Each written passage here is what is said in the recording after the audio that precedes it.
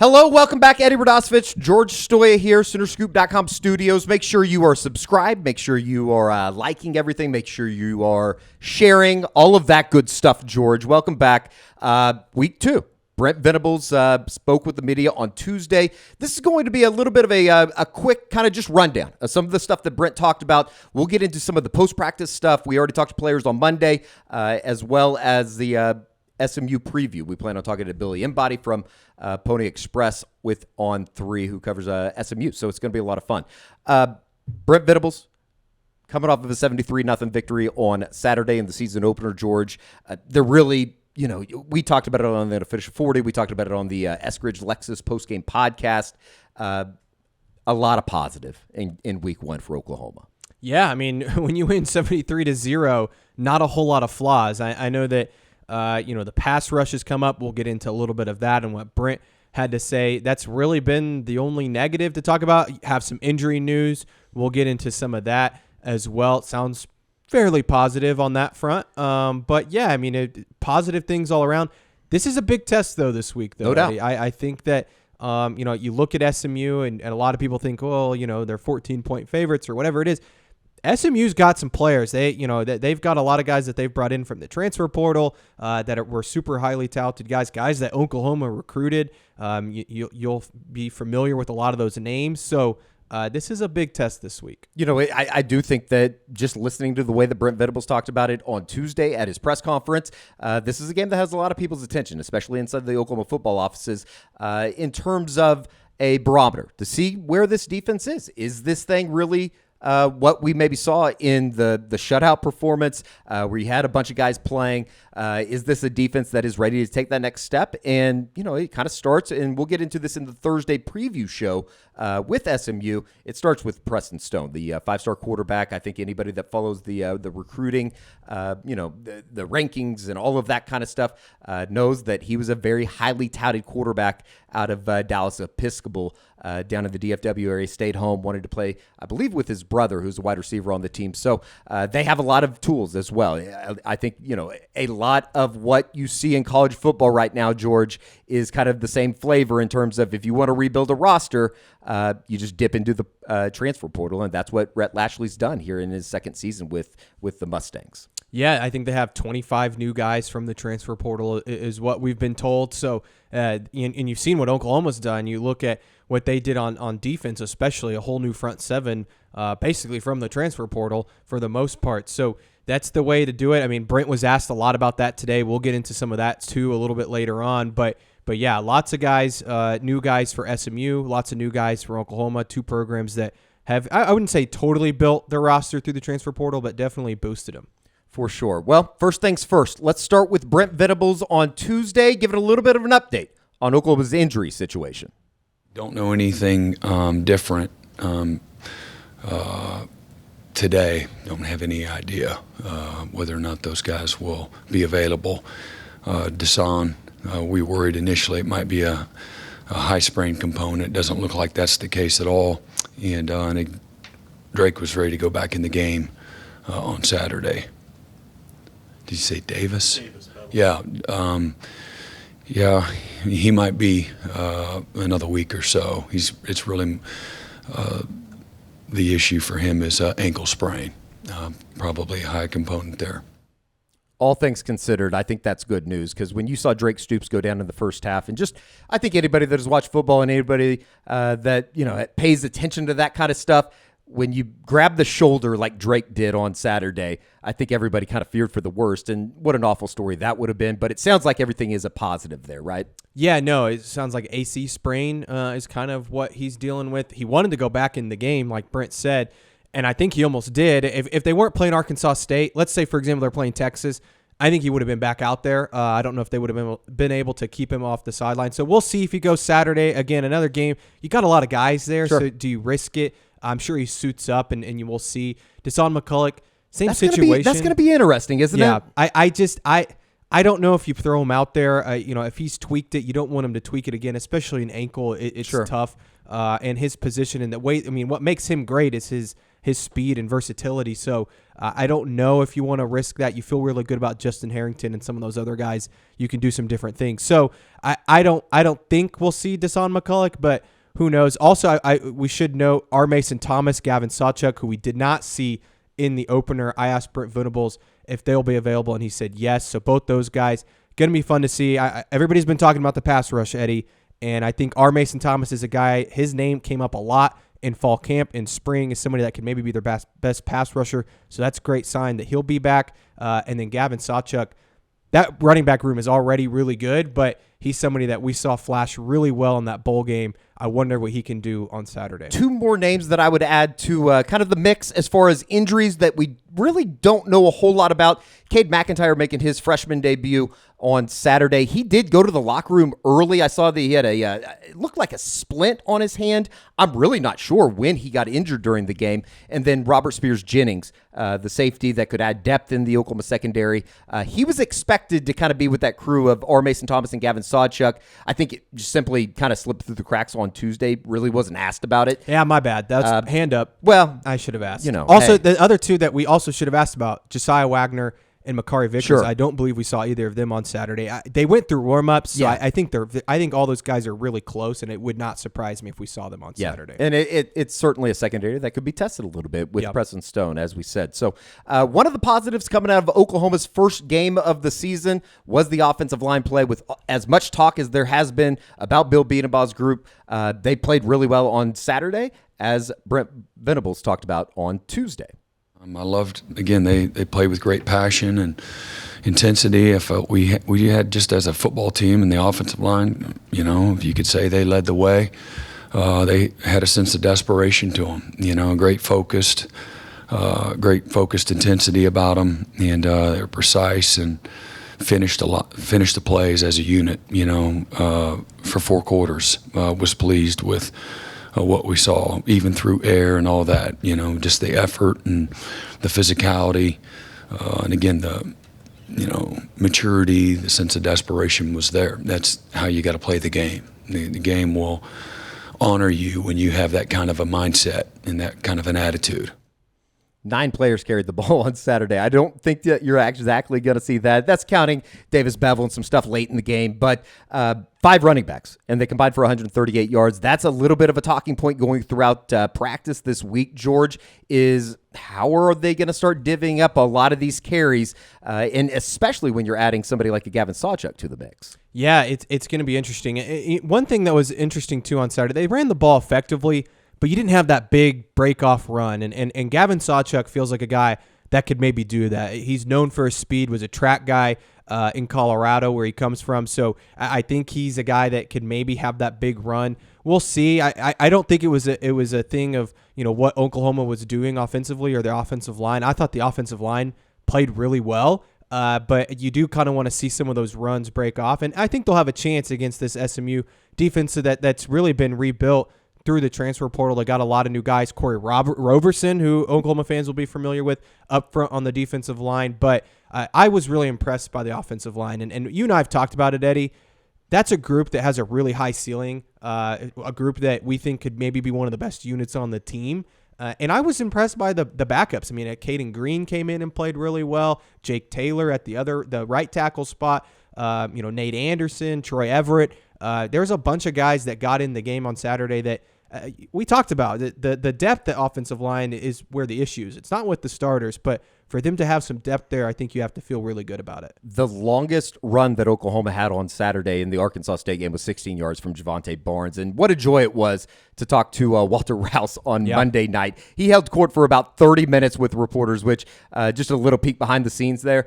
People don't do that. Like, that is one of the things that Oklahoma, I think the media were a little bit, it wasn't uncomfortable because we want to talk to the guy, but it was like he was running for Congress or something, just not a scumbag like everybody else out there. So one of the things that has been discussed, as good as Oklahoma was defensively on Saturday, was the pass rush. The starting group really didn't get after Arkansas State, and they necessarily didn't have a whole lot of opportunities. I think that's going to come here in the coming weeks, especially on Saturday with an SMU offense that's going to throw the ball around the yard. Brent Venables was asked how he felt about his pass rush coming out of game 1.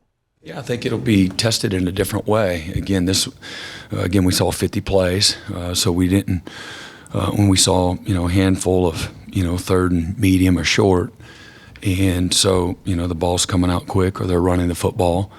They ran on one of the third and longs. Arkansas State did, and then another third and long. We had a bust, and so really didn't give them a chance there. The quarterback literally caught it and threw it, in about 1.5 seconds.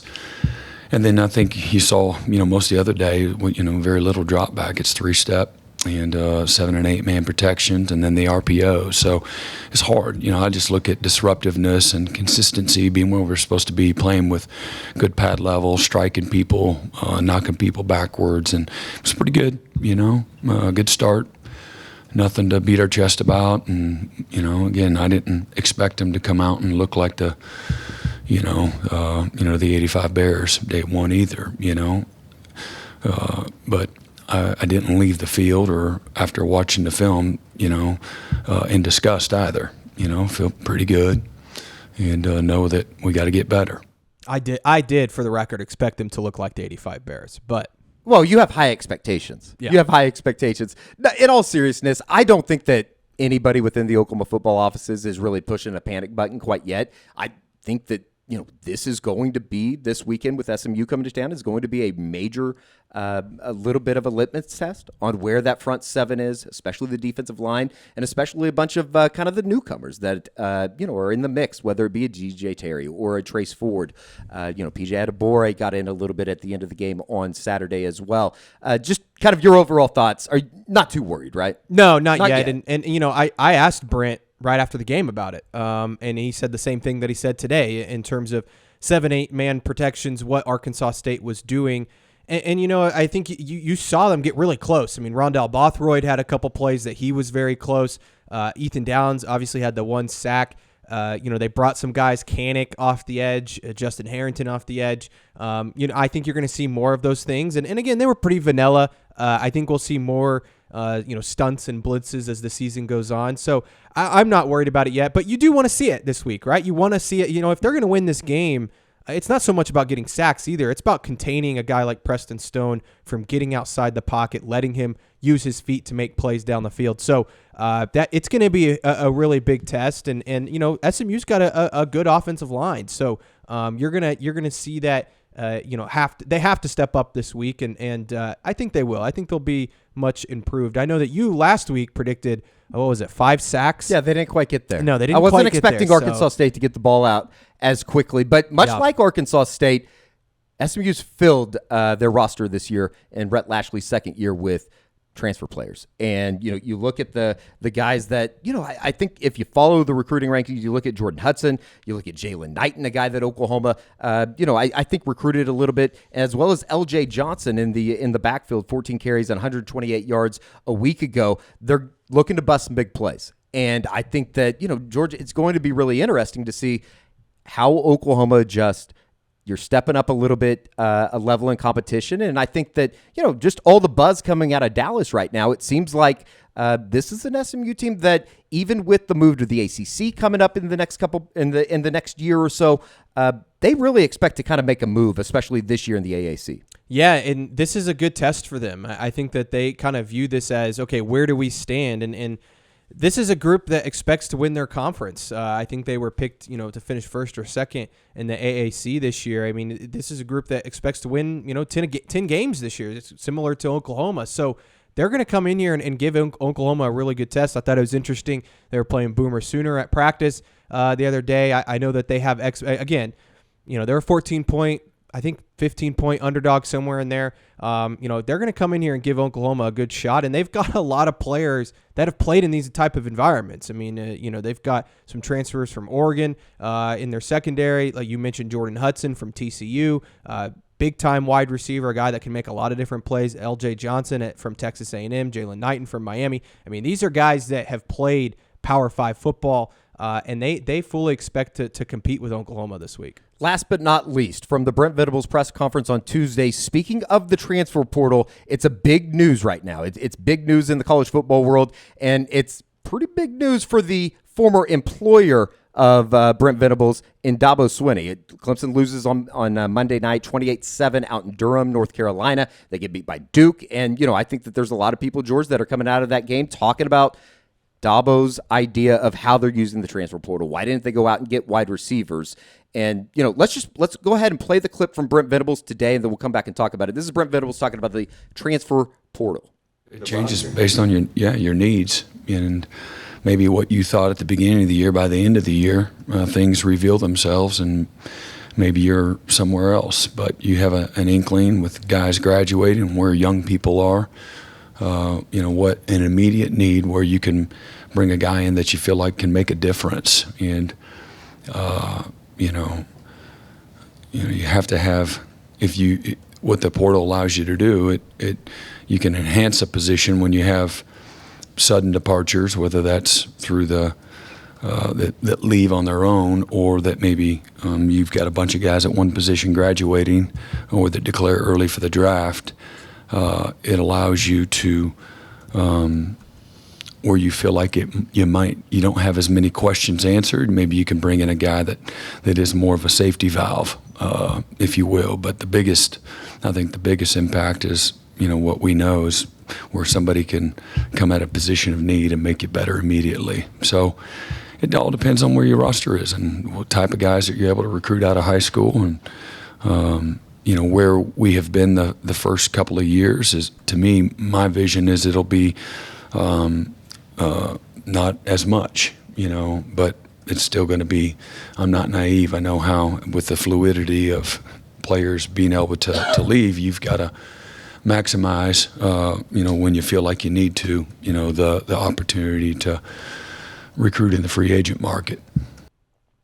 That was something that I know Oklahoma fans were very, very worried about after Brent Venables' initial press conference when he took over, George. Yep. And, they went out. It's very obvious that they went out and they intentionally recruited guys out of the transfer portal. Look at all the guys that you just saw in all those highlights right there. They're all transfer portal guys, and they're expected to be big contributors for Oklahoma come this season. Well, look, the lifeblood of a football program is always recruiting, and that's not going to change under Brent Venables. We've seen it. He's recruited at a high level, and that's how he wants to build his program. But like you said, he's not naive to the ability to go out and get great players in the transfer portal. I mean, you look at what Oklahoma was able to do in the portal this year and go get an all-American freshman in Deshaun McCulloch, a guy in DJ Terry that's played in the SEC on the defensive line and started for a program like Tennessee. They were able to go out and get a wide receiver in Andrew Anthony that's played for a team that's gone to the college football playoff the last 2 years in Michigan. So I think there's a healthy balance, right, Eddie? I think Dabo's obviously the extreme of not going into the portal essentially at all. And then there's other sides where, like a TCU or an SMU and some of these other programs that are completely building their football team through the transfer portal. I don't think Oklahoma needs to be on either side of those, but like Brent said, there is positions here and there that you can go and get a safety valve, a guy that can come in and step in for a position for a year, like, say, safety, where, Peyton Bowen's the future, but it's really nice to have a guy like Reggie Pearson who's played a ton of Power 5 football and can come in and start for you day one, whereas Peyton Bowen might need a year to, step into that position. Same with PJ Adebawore, right? You go out and you get a Rondell Bothroyd and a Trace Ford that can kind of take somebody like PJ under their wing for a year and then let PJ run away with the position next season. So I think that's the balance that Brent's talking about, is having, again, not going too much into the portal, but going in enough. And they know that they evaluate the roster, and you've seen a huge roster turnover for Oklahoma, but yeah, I think that Brent is taking, at least what it seems, is the right approach in the portal right now. It seems like you just got to adapt. You got to adapt. And if you're not going to, and it seems like Dabo has kind of pushed back against this idea that you need to go out into the transfer portal. Clemson's not had 2 top 10 classes. They've been outside of the top 10, rather, over the last 2 years. And I think that, you turn on the tape on Monday night, it definitely showed kind of where that thing was. So we wanted to hit some hot spots from Brent Venables' press conference on Tuesday. SMU coming to town, 5 o'clock kickoff over at the stadium. I know that You're going to have a little bit more reporting on something that broke on Tuesday morning as well. Coming up Wednesday, there is I guess, is it a meeting, a hearing? What do you want to call it in terms of entertainment district, something that has kind of seeped back into the mainstream and into the headlines here over the last 24, 48 hours, certainly as, let's be honest. Oklahoma needs a new basketball facility, and I think that KJ Kindler and Mark Williams over on the gymnastics side, they need a new place as well, as many national championships as they've won over the last decade, it seems like. Yeah, Wednesday morning there'll be, I think the exact term is economic meeting plan city. So I don't know, something about the city economic meeting plan. They announced this morning Team Norman, which is basically run by the city and the county. They are proposing a $1 billion project that would basically provide an entertainment district that also includes a multi-purpose arena. That will be the new home for OU basketball, men's and women's, as well as women's gymnastics. I think there'll be some other OU events there, but we'll find out more.